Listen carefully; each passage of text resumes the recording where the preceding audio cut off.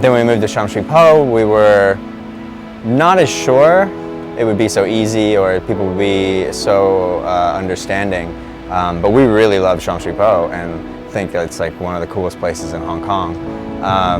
And as it turns out, like people were super receptive, and it was just as easy as it was to do it in Shangwan, actually. And actually, we were able to paint much bigger things here than we were in Shangwan, actually. So this is a Spanish artist named Okuda. He is basically known for his kind of geometric figures and so lots of shapes. Yeah, a lot of very triangulated shapes generally, which compose a figure or words or different things.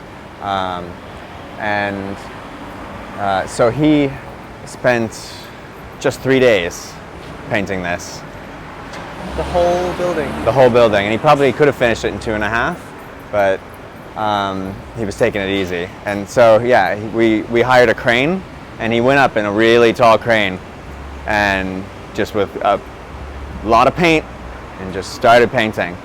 Again, he as well didn't do a sketch for this. Did not. He had an idea, he was going to do an animal of some kind, but that's all we knew. And actually when he arrived, we were planning that he would just paint the front of the building. He came and saw it and he goes, "Oh, it's too small.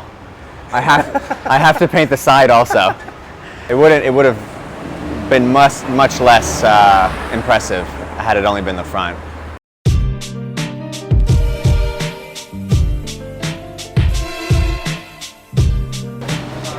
So Jason, tell us about this particular piece now. So this one was by an artist called Pita. He's an Italian artist creating artwork out of letters. And he was one of the kind of early pioneers of kind of 3D graffiti. And so what you see here is like super advanced kind of 3D letters of his name, which says Pita.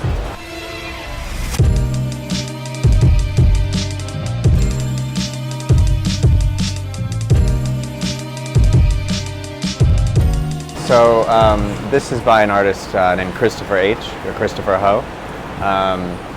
He's from Hong Kong, and he basically created this whole mural in a few days, but with just a marker, like one single marker, without a sketch. He didn't really plan any of it. He was just kind of like, it was just kind of flowing out of him the whole time.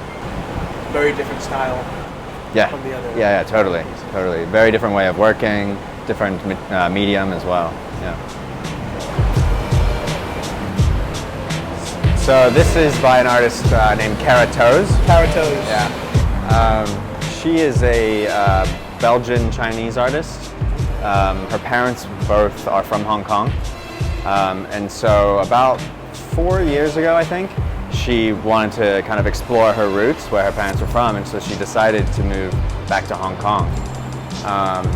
And when she moved here, she decided she was really going to focus on her artwork, and basically just spent the last 4 years painting. So how did you guys get this spot then?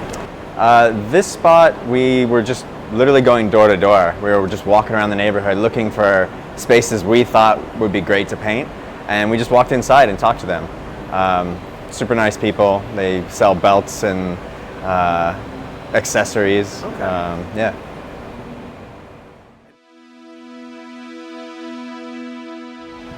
What started all this? I guess a passion or a love for street art and graffiti, and kind of noticing a gap in what happens in Hong Kong, especially during like Hong Kong Art Month or Art Week. There wasn't a lot happening related to street art or graffiti,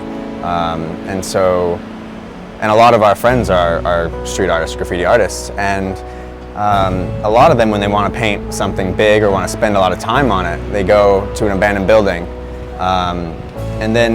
But the thing is, like, no one except like urbexers or other artists ever get to see that. And so we thought it'd be great to give these artists space in the public to paint. It also then brings artwork to the public, rather than kind of taking it out of the gallery and also taking it out of the abandoned spaces.